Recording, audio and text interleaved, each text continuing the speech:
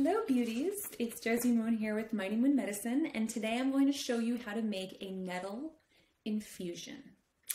Nettles, commonly known as well as the stinging nettles. Maybe you've been stung by her as you're walking along the hiking trail. I did when I was little. And that's how we usually get to know who Nettle is. So she lets out it's not really a sting, it's a histamine.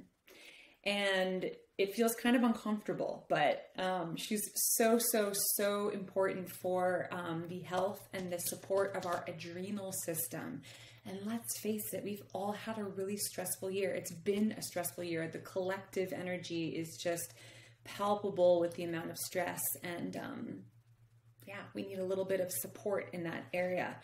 Or if you're a really intense coffee drinker, or if you're a really intense coffee drinker, your adrenals need a little bit of relief. So Nettles is a wonderful plant ally to help with that. So all you need to make an infusion is your dried herb, okay, in a jar that you can get it from, your natural health food store. Hopefully they carry nettle in bulk. And we're going to do it in a quart. This is a quart-sized jar. You need 1 ounce of nettles per quart of water.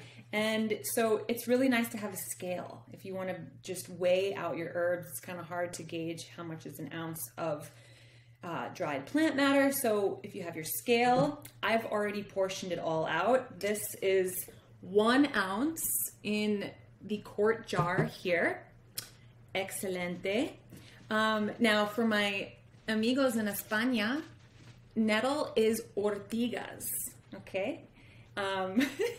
Which grows over there as well. So if you're looking for it in your bodega or your verdura shop, tienda de verduras, you want to look for ortigas, okay? And actually, here's a sweet little picture of a stinging nettle as well.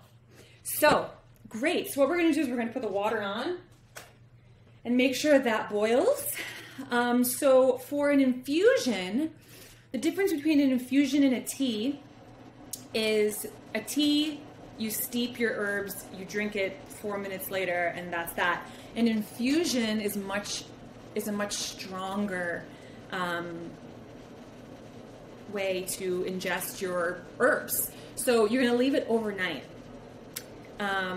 We're going to fill it with water, we're going to cap it, let it cool down, and stick it in the fridge. And you want it to be in there for like a day and a half because Nettles has a very strong taste. She's full of minerals, like loaded with minerals and vitamins, so you can really taste that, and it doesn't taste very good.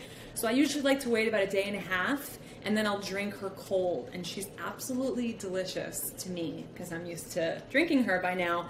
It's one of those tastes that like you can just tell it's good for you.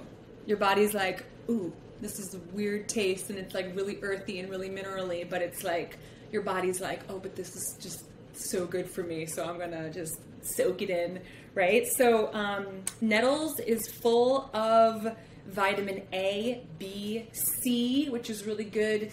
C because our bodies need a high content of vitamin C in order to process iron, because she's also full of iron, which is an amazing thing for women to drink during their periods, and they're losing a lot of blood and therefore iron. So she's really replenishing during your menstrual cycle.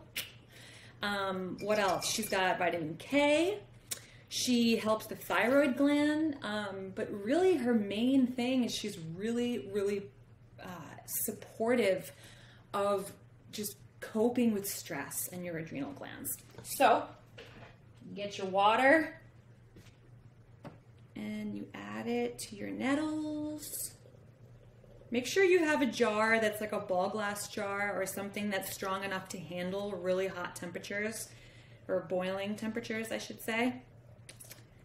Yes.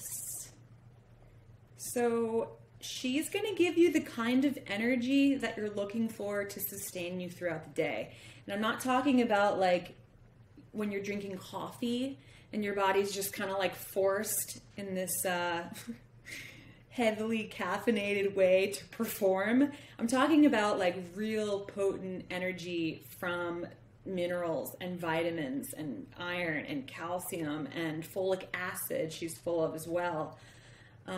So yeah, you want to do that. Just fill it all the way up. And then another thing to do, it's really important to get a spoon and gently stir, because otherwise it's not going to mix as well, because you're not going to want to shake this until it's cooled down. So you just kind of give it a stir. That is a strong infusion. Give it a nice stir. Yeah, great. And then I might just top it off a little bit more. Good. And then cap her off. She's really hot. Let her cool. Put her in the fridge. Wait a day, day and a half. Strain it. And then drink it cold. And your body is going to thank you. So cool. Thanks for checking out how to make a nettle infusion.